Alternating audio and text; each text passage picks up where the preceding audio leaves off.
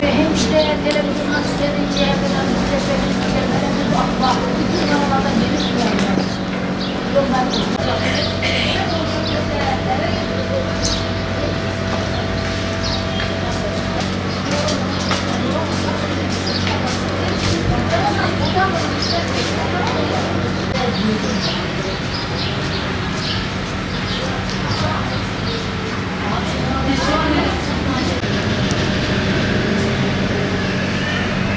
Rasama da bir rasam.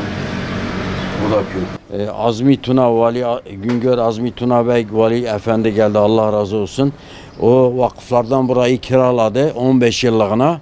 Dedi ki işte burada çalışın. Burası da turist gelip gittiği için yabancılar.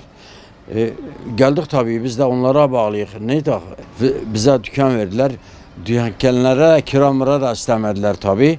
Efendime söyleyeyim, elektrik abonelerini kendi üzerimize yaptık. Şimdi elektrik yaktık mı parasını veriyoruz tabii, sorun değil. Ondan sonra şimdi 2 seneyi geçe oturuyoruz.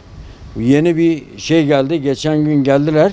Efendime söyleyeyim, valinin kaleminden veya Şurkav'ın o müdür mavinleri, yardımcıları geldi. Efendime söyleyeyim, dediler ki bundan 2 ay önce çıkacaksın dediler, 20 bilmiyorum kaçında.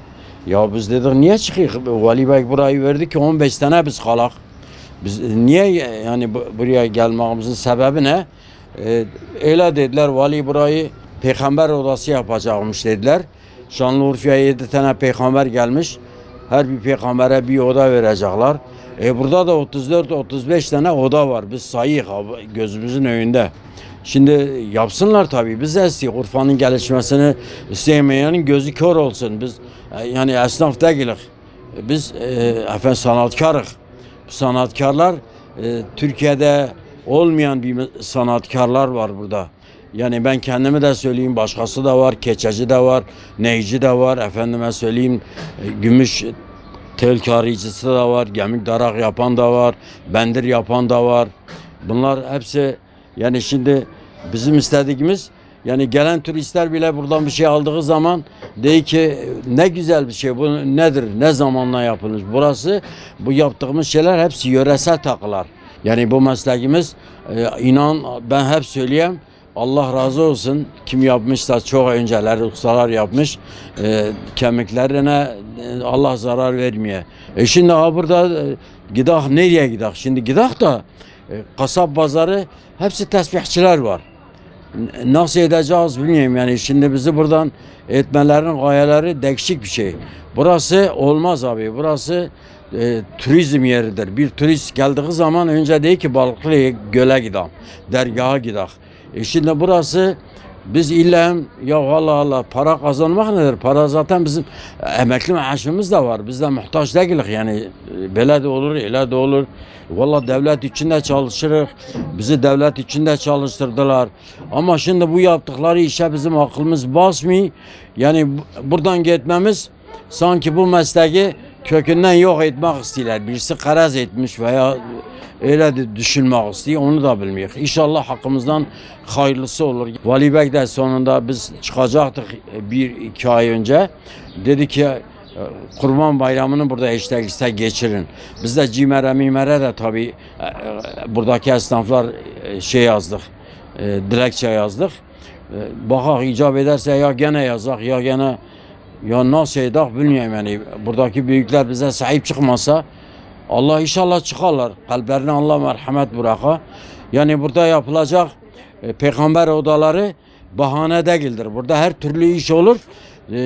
Yapan esnaf işini de yapar. İnsan gibi yapar tabii. Esnaflığını yapar. Gelen giden turistler de çok memnun oluyor. Siz inşallah bir görseniz yani gelen bunu gördü mü hemen alıyor ya. Yani para da kazanıyor. 3-5 kuruş, Allah razı olsun. Sonu ne olacak bilmiyorum. Allah. Valla bizi buradan çıkarıyorlar durumunu biz 2 sene evvelinden beri biliyoruz. Dediler ki yani vasiyette burasını yalnız din işlerinde kullanılacak diye. Biz de burası vakıf olduğu için biz de niyetlendik yani buradan çıkmak için. Fakat dediler ki buraya geçeceksiniz. Bizi yönlendireceklerdi. Fakat şimdi nereye gidecek, ne yapacağımızı biz de bilmiyoruz. Ortada kaldık. Ben de kendi atölyemi kapattım. Birçok vaatte bulundular bize. Biz de onun için buraya geldik. 2 senedir de iş yaptığımız yok. Buraya en aşağı 10.000 lira ben mesaf etmişim. Bu elimdekini de satacak yer de değil başka yere gitsem. Onun için elimdeki eserler de elimde kaldı. Yaptığım eserler de benim elimde kaldı. İşte ben de kanunlara baktım. Benden habersiz kullanmaları umuma yani aktarılması kanunen yasak. Fakat benim haberim olmadan birçok yerde benim eserlerim kullanılmış. Zaten onun için de ben de kendi kendimden vallahi kavga ediyorum yani artık. Çünkü ne yapacağımı ben de bilmiyorum. Zoruma gidiyor yani. Yani ki kanunda böyle bir madde varsa eğer haberi olmadan kullanılırsa bu dünyada da öbür dünyada da ben hakkımı helal etmiyorum. Kim eğer umuma yapmışsa, kullanmışsa. Dedim bundan sonra bu eserleri ben niye yaptım?